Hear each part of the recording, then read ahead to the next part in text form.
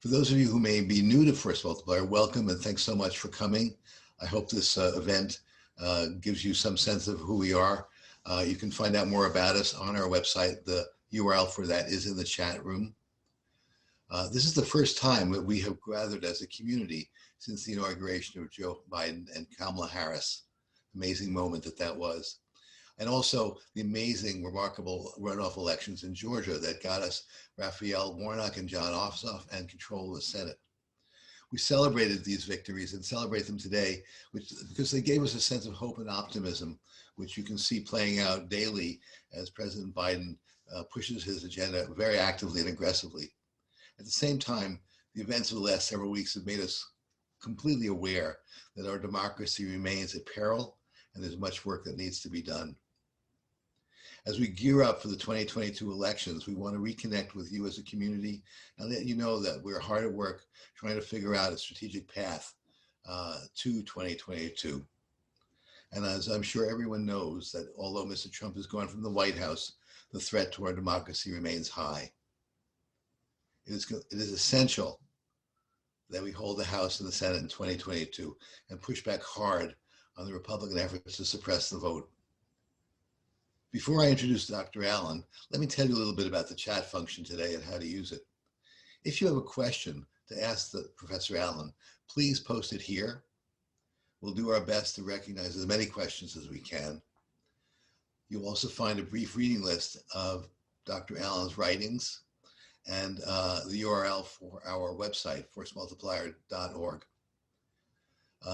If you'd like to give us feedback about this event or ask questions, please email me at stephenkrugman@gmail.com, again, in the chat function. And finally, I'd like to remind you, as Mark already did, that this event is going to be recorded. So today, we're really excited to have Dr. Danielle Allen, a remarkable political theorist, author, leader, and historian of democracy, talk with us about her perspective on the current political moment. She's a professor in the government department at Harvard University and director of the Democratic Knowledge Project. She's one of the principal investigators and authors of an amazing document, Our Common Purpose, Reinventing American Democracy of the 21st Century. That's sponsored by the American Academy of Arts and Science, and the link to that is also in the website. Dr. Allen has written widely on many subjects that are of interest to us, and all of them are inspirited by her passion and interest in justice and citizenship. So Danielle's talk will be followed by a question and answer period. Again, please post any questions you may have for her in the chat function. So please unmute yourselves and let's give Dr. Allen a great round of applause to welcome her. Thank you. Thank you so much. Thank you, Stephen. I really welcome the opportunity to talk with all of you today. You've done such remarkable work over the course of the last few months, and it's a real honor to be with you, to think together with you about what comes next. These are incredibly hard times. There is the pandemic, of course. There has been the challenge to fight against various forms of racial domination. And then, of course, on January 6th, there was the insurrection at the Capitol. And we have only really just begun the process of processing and understanding what we're living through.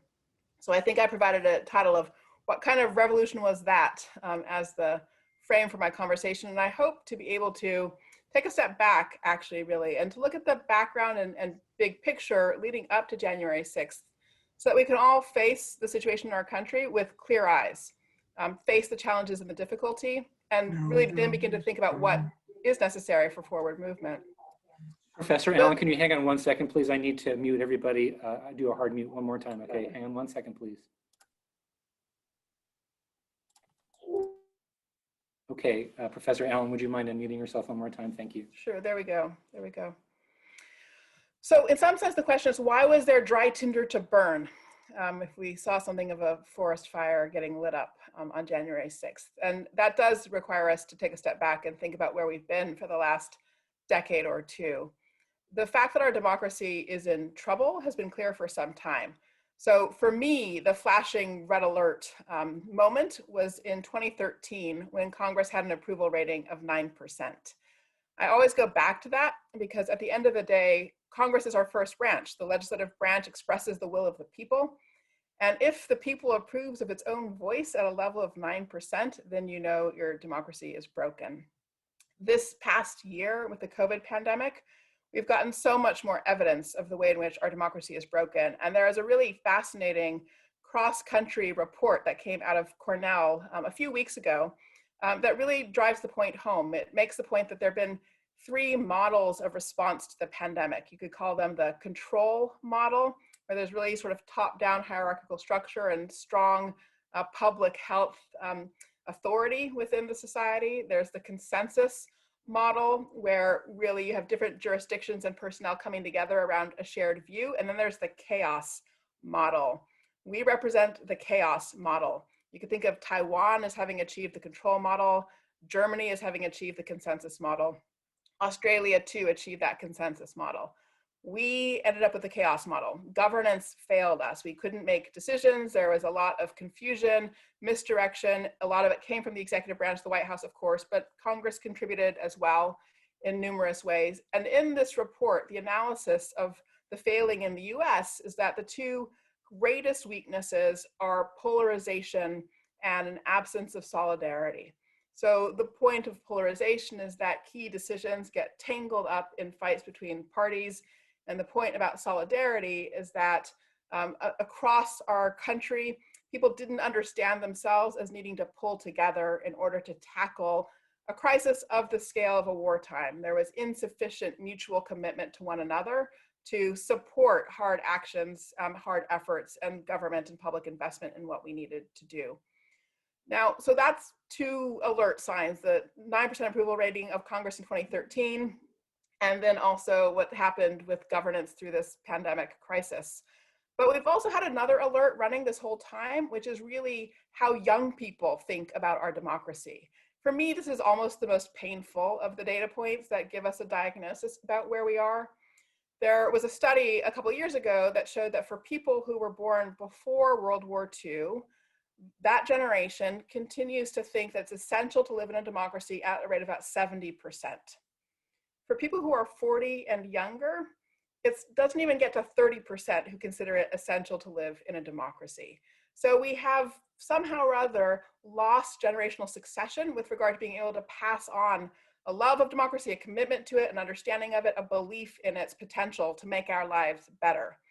And when we look across the world, we actually see this trend elsewhere as well, in Europe too, but the patterns are much worse in the US than even in Europe. So young people have really fallen away.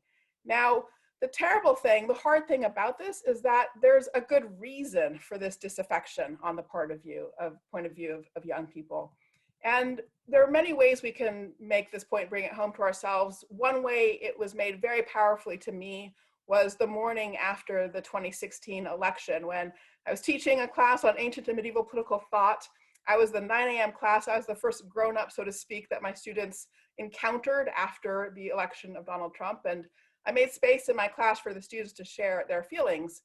And the first person to speak was a young man, and he stood up. I hadn't invited students to stand up, but he stood up and he took the space and he gave the most compelling speech, most passionate speech I've ever heard, the gist of which was that he believed that older generations had just abandoned his generation to the existential destruction that would be wrought by climate change. And I do believe he spoke from a whole room of students in that moment and was conveying an experience so many young people have had of older generations not solving problems that are very clear and palpable and pressing to younger generations. So climate is one of those. Criminal justice is another, which has also produced that kind of affection and alienation from our political institutions. Income inequality is another issue that has had this effect. Relatedly, elite capture of institutions is on everybody's mind. The recent episode with GameStop is an example of that, where the sort of hedge funds were protected, and then you have the day traders who see themselves as being trapped by elites who have extra access to power in various ways. There's the challenge of stagnation of middle-class opportunity, and the fact that our economy has really split into a knowledge economy, and those who can do well, profit well in a knowledge economy, and those who are in a service economy. and don't have the same access to opportunity as those in the knowledge economy. So we have a lot of governance failures over the last 20 years where we haven't delivered the kinds of policy responses that are really answering to the questions people are putting on the table. Young people, but not only young people, also disempowered people in rural contexts, disempowered minorities in urban contexts. So we've been watching an experience of disempowerment build up across this period of time. And that experience of disempowerment has also been gotten entangled with cultural fights. And so this is where we get to the fights that are about whether or not we're a multicultural society or are we a majoritarian white society. But it's also fights about norms of family life and questions of gender and sexuality and sexual identity and religion. And all those things get tangled up. And so then suddenly people's senses of disempowerment are operating on multiple levels simultaneously. So there's economic disempowerment, there's a sense of anxiety in relationship to issues like climate or criminal justice. But then there's also a sense of lack of control over the shape of the cultural life of one's community. And again, those different kinds of disempowerment get tangled up into a very complicated mess. So this, I think, is the backdrop to the moment that we then lived through in January. I'll come back to the January moment in a second. But first, I want to say something about the work that Stephen alluded to, the American Academy Commission on the Future of the Practice of Democratic Citizenship.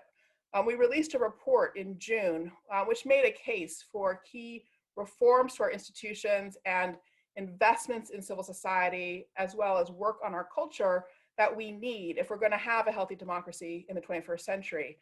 We started working on this report years ago, okay? So the fact that it came out in June and speaks to the moment that we're in is accidental in part, but only in part. The sense in which it's not accidental is that those of us who gathered to form this commission, which we did in 2017, 2018, all of us had our different alarm bells telling us that our democracy was broken. So again, mine was that 2013 moment where Congress had a 9% approval rating, but everybody had something. So we came together to say, we think something's wrong, we want to understand it, and we want to come up with solutions. And in order to try to understand it, we ran listening sessions all over the country. And what we learned in those listening sessions really aligned with the story I've just painted for you. Everywhere, people told us that they experienced our federal institutions as non-responsive, not delivering empowerment, not delivering equal voice. And then when people found that those institutions weren't responsive, they would be less inclined to participate. Then that meant less likely to be parts of civil society organizations that are connecting people to our political process. And that means less exposure to people with different backgrounds or points of view. And then you get a sort of degradation of our shared culture and a reduction of commitment to one another.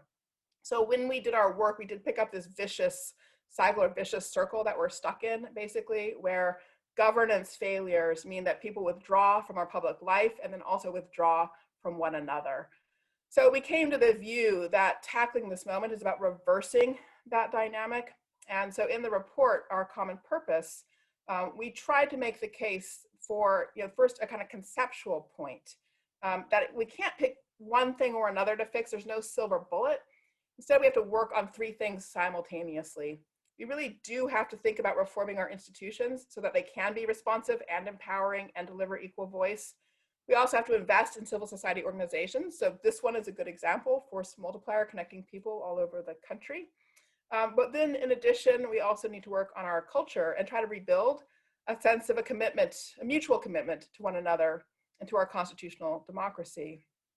So we have 31 concrete recommendations, which I'll bring up at the end of these remarks, but this was the broad frame for our work. And so now I want to bring it back to January 6th and try to think about what happened at the Capitol. Why did it get so bad? Why is the conflict at this level? We have one way of thinking about what happened, which really focuses on white supremacy. We saw those Confederate flags in the Capitol. We heard people expressing white supremacist forms of ideology. That is definitely a part of what the brew was that led to the insurrection in the Capitol. But it's only a part. And I think to get the full picture, we really have to understand what this broader picture of disempowerment and disaffection has meant for our politics. Here, I want to draw on the work of a remarkable scholar named Ethan Zuckerman. He's currently at UMass Amherst, where he has set up a center for thinking about how to build a healthy media ecosystem for the country. And Ethan has a new book just out, I think this past week, called Mistrust. And he'd been working on it for years. But the interesting thing about this book, the amazing thing, is that he argues in the book that our politics has become a fight between, in his long-lasting vocabulary, institutionalists and insurrectionists. All right, so Ethan was thinking about this category of insurrectionists already 5 or 6 years ago. And what he says is that in 2016, what happened is that everybody thought that we would have a debate, a contest between a right institutionalist like Jeb Bush and a left institutionalist like Hillary Clinton. And by institutionalist, what he means is people who are committed to the status quo institutions, see them as being pretty good at delivering what we need as a country. But what happened, to everybody's surprise, was that instead we got Bernie Sanders, left insurrectionist, and Donald Trump, right insurrectionist. And both of them were carrying the message, these institutions are broken. They're not working for anybody. We need some fundamental change. So the important point in Ethan's argument is just that that insurrectionist orientation really does characterize our broad political landscape. It's not a left or a right thing, but it has had different shapes on the left or the right. So the diagnosis of how and why things are broken is partly overlapping. Both sides agree and are worried about elite capture of political institutions, but the picture is different. So for the left insurrectionists, institutions have been captured by corporations and by corporate greed. Whereas for right insurrectionists, institutions have been captured by the liberal media, the liberal universities, and sort of liberal technologists and global capital, right? That's sort of the picture that the right generates. But they share this belief that the institutions are broken. And crazily enough, they're both right? The institutions are broken because they're not actually meeting the governance challenges that we currently face. So then what happened is this very hard thing that although the insurrectionists shared a kind of diagnosis about our institutions, and there might have been some stuff we could have found to work on together that would have responded to the real needs people have in their communities, in their lives, instead it turned into a fight over who was going to control the broken institutions. So we can think of our polarization battle as just a fight over which party controls the broken institutions. And once the fight became reduced to that, it became a fight over voting rights. Because at the end of the day, the question of whether or not voting rights are as broadly spread as possible or are limited affects powerfully which party is going to control these broken institutions. So although everybody agrees the institutions are broken, our politics has been reduced to this really bare knuckle, quite horrible fight over who controls those broken institutions. And so here I want to just bring out a point about the COVID episode, which is for me the most painful part of the COVID episode of the past year, which is that by May, we knew in this country what policy we needed to fight COVID. We knew that we needed to build up testing and contact tracing to suppress COVID as ambitiously as possible up front. And that knowledge was, the White House had that knowledge, senators and the Republican Party had that knowledge. Most importantly, the House Democrats had that knowledge, and they put it in their bill in May, the HEROES Act, moving that forward. They also put in their bill a lot of stuff around voter election integrity as they sought to move forward mail-in voting and so forth, and then to provide the resources to support effectively implementing that over the course of the coming months. And the reason the two parties could not compromise on the COVID package in May is because what they were really fighting over were the voting and the election provisions in the package. So only at the end of September, when all those election provisions were moot because it was too late, did the compromise conversations start up again. And it's really important to see that because it just drives home the degree to which the fight has become one of a fight over voting rights. It is literally the #1 political fight that we're having in the country right now. So why does that matter for understanding January 6th? It matters because for lots of complicated reasons, on the right, there has developed a commitment to keeping limits on voting rights, not letting that extend, making it hard for people to vote.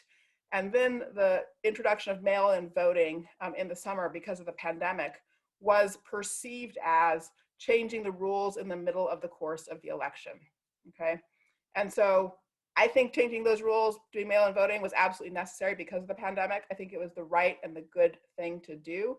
But that moment generated a perception on the part of those who were insurrectionists on the right that the voting rules had been changed in the middle of an election.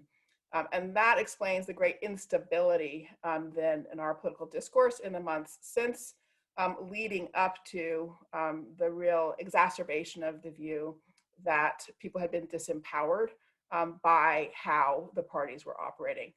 So yes, white supremacists saw a moment of opportunity, but they also saw a lot of dry tinder in people's frustration and experiences of disempowerment, and they took a match and lit it because of what they saw about the broad context of disempowerment. So the point of saying all that is, what kind of revolution was it on January 6th? It was an insurrection, and it was an illegal insurrection, an anti-constitutional insurrection. It was an insurrection where the spark was lit by people with avowed white supremacist ideologies, but they were lighting tinder that's dry because of a broader experience of disempowerment that affects really quite significant swaths of our population. So the reason I go through all of that is just to say that I do think if we focus solely on the white supremacist aspects, we'll actually miss the most important features of our current politics, and we won't respond effectively to the fact that what people really need is to have a world start to operate again where governance truly delivers solutions in people's lives that are tangible to them. And most importantly, when government's delivering solutions, it needs to do that in ways that empower people. Those two things are often not thought to go together. So government solutions can feel disempowering, can feel paternalistic or top down. So the real challenge is to figure out actually how can we rebuild a capacity for governance that responds to these crisis issues in our society and simultaneously empowers people. So I really want to focus your mind on that concept of empowerment. And I will come then back here at the end just to the sketch of the kinds of solutions that we argue for in the report, Our Common Purpose. I said, for example, that our belief is that in order to secure a healthy constitutional democracy, we have to work on our institutions, we have to work on our civil society, and we also have to work on our culture. But across that whole panoply of work, one of the #1 goals is to recreate real empowerment for ordinary people connected to effective governance. So if you go through our report, for example, you'll see as one, I'll give you a couple of examples of things that we are proposing. We recommend increasing the size of the House. Congress was capped in the 1920s over a fight about the census. It was capped by legislation. It was originally supposed to grow and continue growing with the population. Our Congress is currently smaller than the British Parliament and Germany's legislature. If we could increase the size of the House, one of the things we would do would be to reduce the imbalance between the value of a vote in California, for example, and the value of a vote in Wyoming. We would begin to get closer to the proportionality that we need. And that proportionality would also flow through to the Electoral College, because the Electoral College, of course, is created out of a combination of the number of members of the House and the number of the members of the Senate. And right now in the Electoral College, as you all know, we have a really difficult situation where the odds of there being a split between the popular vote and the Electoral College vote are quite high because the Electoral College is so skewed away from the popular proportional representation piece of its structural mechanism. So one solution to dealing with the problem of the Electoral College is, again, to let the size of the House grow so that there is a more parity, again, between the proportional weight of a vote in California and the proportional weight of a vote in Wyoming. That's an example of a move back to equal representation, an example of a move back to empowerment of ordinary people. Ranked choice voting is another mechanism that we argue delivers that kind of empowerment and improves responsiveness in that case by focusing on incentives for candidates that make them more likely to campaign in problem-solving ways and to campaign to build coalitions rather than to drive division. And I'll just give you a third and last one of the recommendations in our report, probably one of the most controversial. We argue for introducing universal voting, universal mandatory voting a la Australia. Australia has done this for a century. There's a very minimal fine that goes with voting. It makes the point that voter duty is the same as jury duty. It is a duty of citizenship. We all have a responsibility to participate. Now, to say that you would have mandatory voting does not mean that you have to fill out a ballot. You can show up and leave your ballot empty. That is another way one can participate. But there's a few different things that universal voting would do. It would put to an end the fight that we are currently having about voting rights. The only question would then be, how do we make sure we get everybody to the polls? In the same way that with jury duty, we work on making sure we get jurors to turn out when they're called to jury duty. And the second thing it would do is that currently candidates, when they campaign, invest quite heavily in demoralizing the voters of their opponent. So they campaign negatively in order to try to keep their opponent's voters from wanting to turn out. When you can't affect turnout, then that incentive to negative campaigning is greatly diminished. And so there's a more productive electoral environment in places like Australia that employ mandatory voting. So universal voting, I'll leave you with that as the last provocative idea I'll share today as one of the elements for restoring the health of our democracy. But so in conclusion, so what kind of revolution was that on January 6th? It was a fire that lit tinder that's been drying out for, I would say at this point, 2 decades. It wasn't a one-off. It wasn't just about white supremacy. It reflects an underlying, quite significant disaffection from our political institutions flowing from experiences of disempowerment.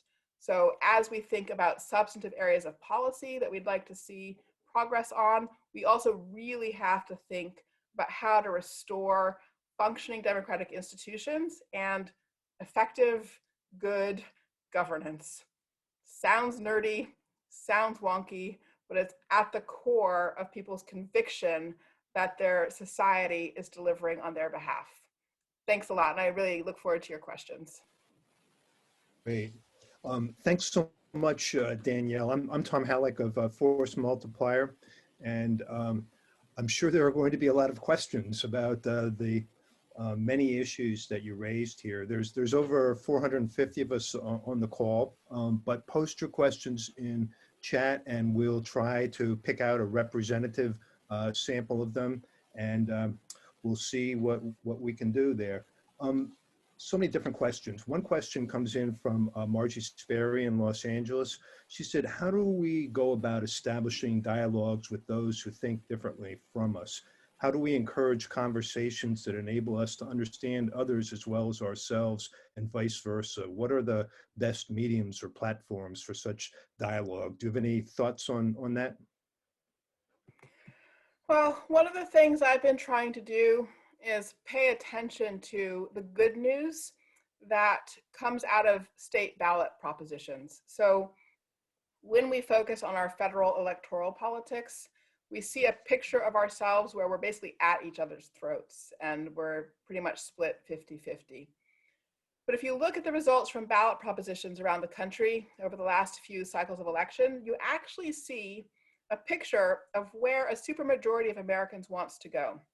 So for example, we're up to 15 states that have legalized marijuana, and very often those ballot measures have gone through with either a supermajority vote or a near supermajority vote.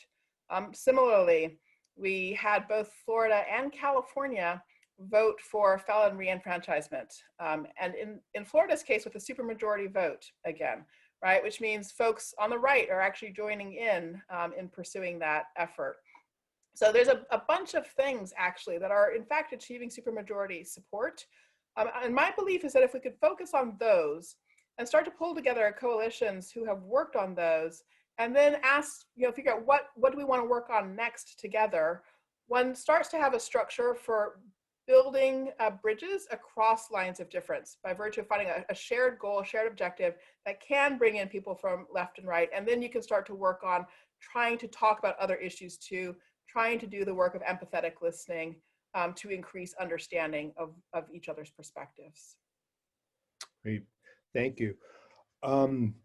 Let's see, Alan is asking what you would propose as a rallying slogan for all Americans, and it's related to something Beth Greeley asked, that what united a lot of people in 2020 was the desire to get rid of Donald Trump. What's our rallying cry for 2022? I think it's save our democracy. But this is hard. This is really hard. And it's hard because some of the things I think that are about saving our democracy actually go against the very intense partisan fights that we've all been part of. So it is, when the inauguration happened on the 20th, I had a sense of relief at a cellular level. I could just feel my whole body kind of relaxing and breathing again and so forth, and sort of stress lifting out. But then I also had to recognize, just sort of the next beat in my thought was that there's 74 million people who've just had the opposite experience from me at a physical, visceral level. And similarly, I watched Joe Biden's executive orders go through, and you feel like the world has just gone from night to day. And again, you feel a great opening up and lightening of spirit. But of course, the election is probably going to be extremely close 4 years from now. And it's entirely possible that we could be whipsawed back the other way. So we've gotten ourselves to a place where we actually think that sort of governance by executive order is okay. And the real challenge is to figure out how can we get back to governance via legislation?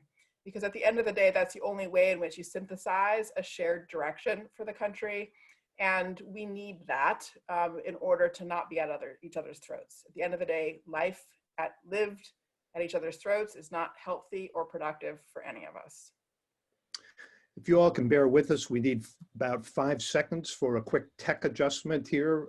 We're going to do another hard mute. So Danielle, you and I will need to unmute ourselves.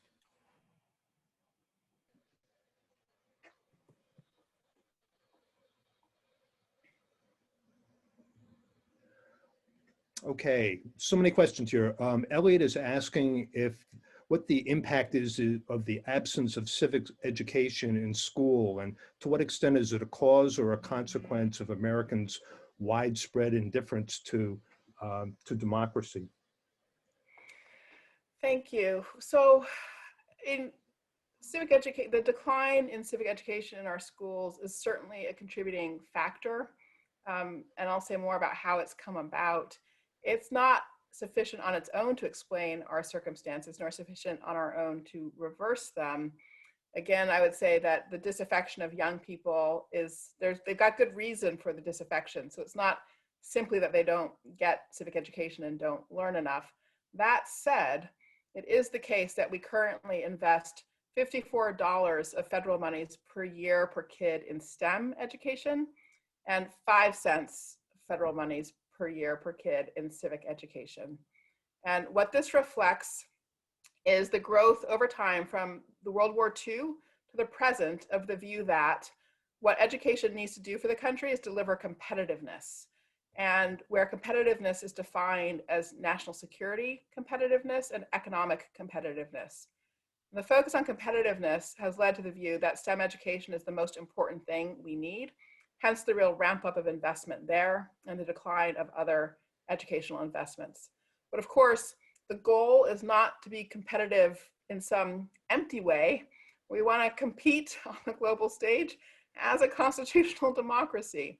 So in that regard, we need to invest in civic strength, really building that capacity to run our democracy at home, to govern effectively together, despite our deep pluralism. And even relishing our deep pluralism, seeing it as a strength, not a weakness. So to achieve civic strength, I do think we have to rebuild investment in civic education at the same time that we're also working on fixing those institutions so they function better, giving our elected officials better incentives so that they campaign better and govern better, those kinds of things.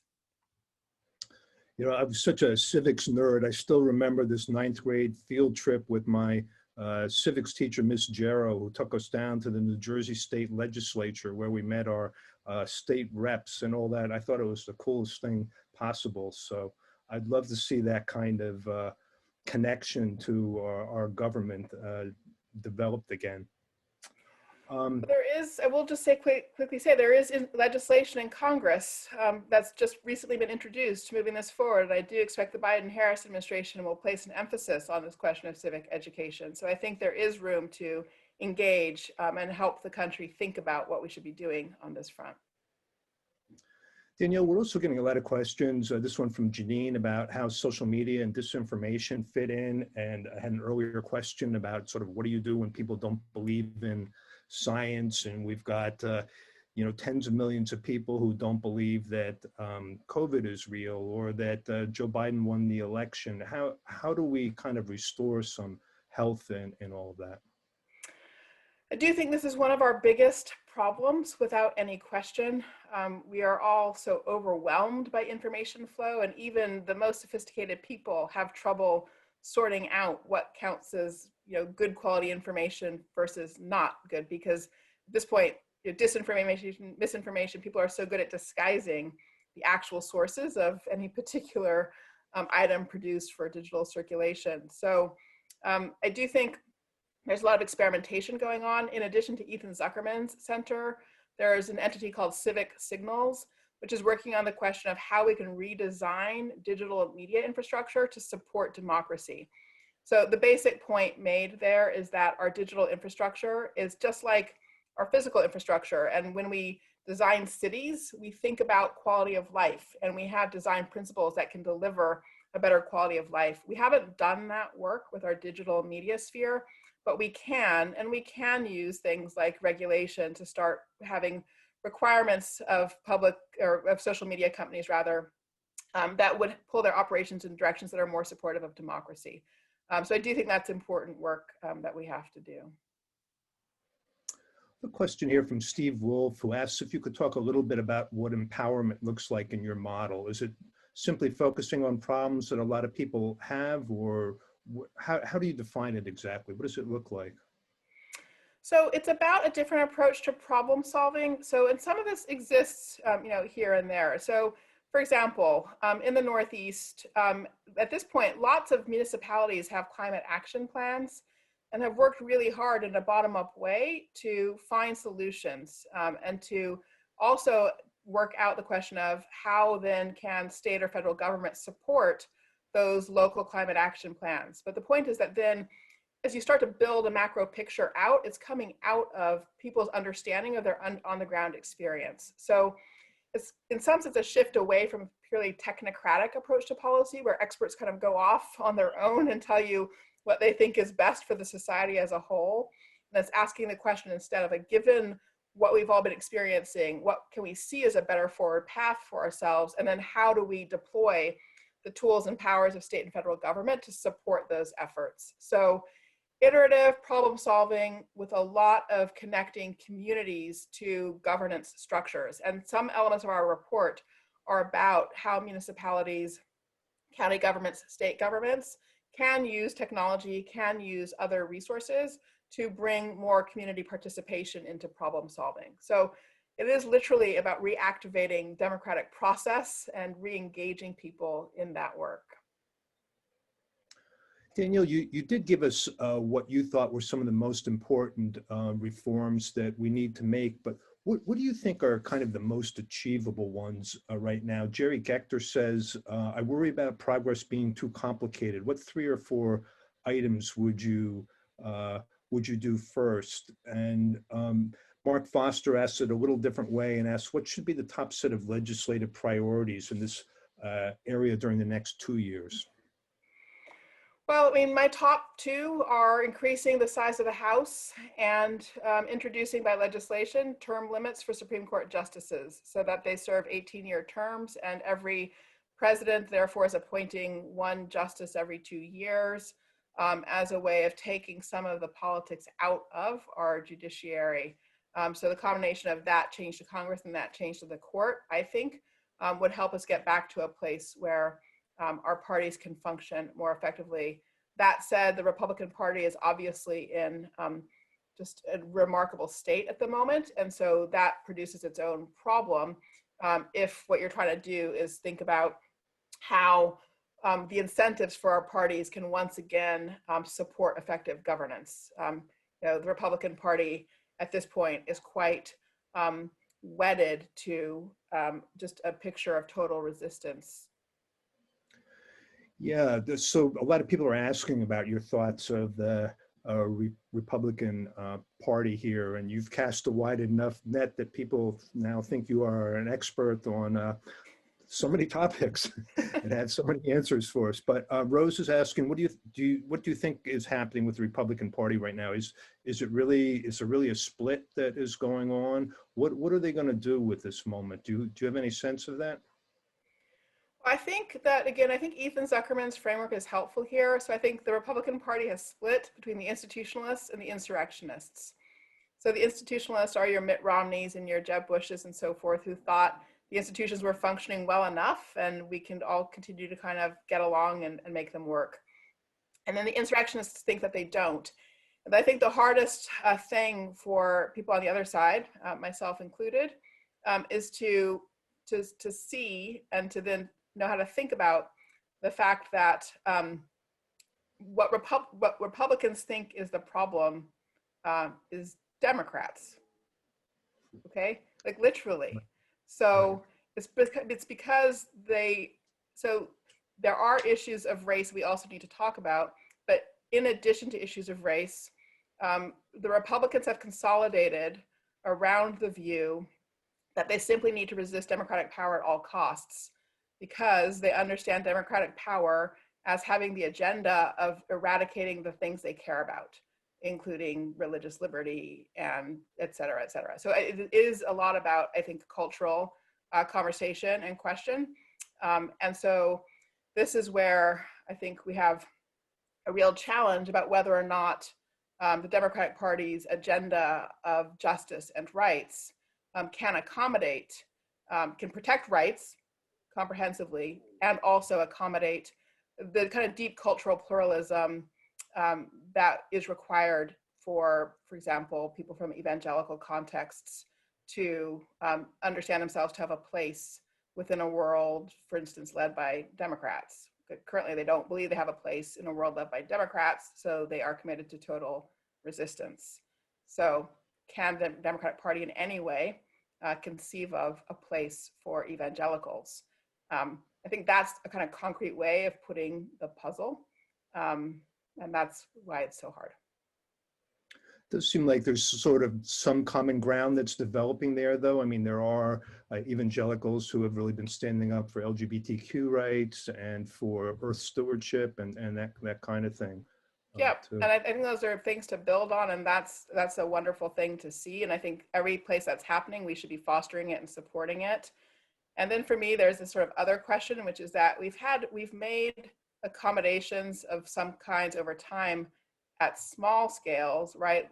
With the Amish, for example, partial accommodations with Mormons in the sense that, Utah, alcohol has a different role than the rest of the country, right? And so then I think it's a question of, is there, and I don't know what the answer is here. I don't know what the answer is. But are we at the point where we need to find some further forms of accommodation that permit the country as a whole to embrace deep pluralism, even while we are absolutely defending the rights of sexual minorities, LGBTQ communities, and so forth? Yeah. If I could throw in a question for myself, what kind of role do you see groups like Force Multiplier and for people on this call today to play in restoring our democracy? What kind of work would you like to see us support? Thanks for that question. And I think my answer would be, so in the Our Common Purpose report, we have champions. I said there are 31 recommendations, and different organizations are champions for each of those. And if you go to the website, you can sort of check them out. All of those champions need help. They need wind in their sails. Sometimes that's a matter of needing resources. Sometimes it's a matter of needing connections to other groups. but they are pulling in the same direction. And I do think for your network to take a look at those champions and really think about, which are the ones that you feel like might advance the cause of democracy most effectively. And it is really a case for being a partisan for democracy rather than being a partisan for one party or the other. And again, I think that's a challenging thing to ask of people, particularly when we watch what the Republican Party is doing, and it's one wants to fight that, and one should. But at the same time, the question is, how can we lift above that, out of that, and become partisans for democracy? Great. I'm just scanning the chat here. Well, here's a question. It's how has the Democratic Party contributed to the problem over the last 20 years? This is from Lori Kenshaft. I could see the Republican side of it. What am I not seeing so clearly about the Democrats? Right. About how they've contributed to the experience of disempowerment. Is that the implication of the question? Yeah. Well, I mean, a very basic example would just go back to how we got the economics of globalization, which was as much driven by Democrats as anybody. So I had this really remarkable conversation after the 2016 election with an economist friend who said, all those years we were working on globalization and removing barriers to trade and so forth, we always knew it would take 20 years for the economy to work its way through this transformation. But I have to admit, I never thought about what those 20 years would be like in the life of a specific person in a community affected by globalization. Okay, that's what the Democrats did, was to let policy get technocratic and get separated from a really complete direct connection to lived experience and what people would feel on the ground. Janine Wood is asking why you think ranked choice voting failed in Massachusetts in the last election. Is there something for us to learn from that campaign? One would think that a progressive reform like that might do well in this state. Yeah, and that's a great question. A super interesting one. I don't think anybody has completely come to a final answer on it. And it's interesting because it did squeak through in Alaska. So Alaska voted yes for ranked choice voting, which was the other big one in this go round. When you look at the voting patterns for ranked choice voting, it's the sort of the places where Sanders ran the strongest in the Democratic primary were also the places that had the strongest support for ranked choice voting. And those parts of the state that ran Biden supported it a lot less. So I think a lot of it was a sort of sense that, people use the phrase of, it was a sort of solution in search of a problem. I'm not sure in Massachusetts people feel the force of the need for ranked choice voting as much as in some other contexts. So it is most pertinent in primaries. Ultimately, it's a relatively speaking small percentage of the elections in which one can already see how ranked choice voting would make a difference. So I think it's that sort of disconnection between what people are really experiencing in the day-to-day and the idea is partly what dragged it down. A number of the ideas in the commission's report were ones I hadn't heard before and were, quite kind of out of the box and unusual. And a number of people are asking about this idea of increasing the size of Congress. Sidney Gelb is asking, how would you do that? And Rose asks, how much interest is there in doing that? How would that look, do you think? So there is interest in it. So I mean, you could do it with congressional legislation. It's not a constitutional matter. It was legislation that capped the size of the House. There is some quiet studying going on of this. Of course, HR 1 has just been reintroduced, which has a lot of the reforms that are also in our report. So that's something to pay attention to. It doesn't have the increase to the size of the House. So I think at this point, I would encourage everybody in your network to, if you don't mind, read our report, really think about that one and consider whether you think it's worthwhile. Because I think advocacy on its behalf would help drive a public conversation. I think we're at that stage where what we really need to do is have a bigger, broader public conversation about that recommendation in particular. Mm-hmm. In your article in the Atlantic on the road to serfdom, you talked about the importance of participation policy, which we've talked a little bit about here, but you also talked about the administration of justice being one of two things that is central to reviving faith in our political system, I think was the way that you put it. Could you talk a little bit more about that dimension of it? Sure. Sure, no, I appreciate the question. I mean, I think the criminal justice system is very broken, and I think that's something that it's actually astonishing how broadly recognized that is in the country. It's not surprising when you realize that 1 out of every 2 Americans is related in tight, near family relations to somebody who has been in prison. So we have the biggest system of incarceration the world has ever known. And that has made its way into the lives of half of the country. So I think a lot of the support for marijuana legalization, for instance, really comes from the recognition that the war on drugs, approaches to sentencing disparities, have just brought us a situation that causes traps for people. So people struggle in life in various ways. They have problems with substance use. Those are health problems, and then they get caught up in the criminal justice system, and then that is a lifelong albatross around their neck, basically. So, I mean, I'm originally a classicist. I study ancient history and look at societies around the globe. And when you do that, it's very clear that the first question about whether or not a government is legitimate or not is always a question about how well the criminal justice system is operating. It's just very visceral. It's right in people's lives. And so I do think a lot of the disaffection, alienation reflects how badly entangled life struggles have been with the criminal justice system for people. So I'm heartened by the fact that as a population, as people, we seem to be moving in a new direction on that front. So given that background, is there any period in kind of classical history that America at this moment reminds you of, or anything particular lesson that you think we can learn from it? Oh gosh, well, I hate to say it, but the end of the Roman Republic.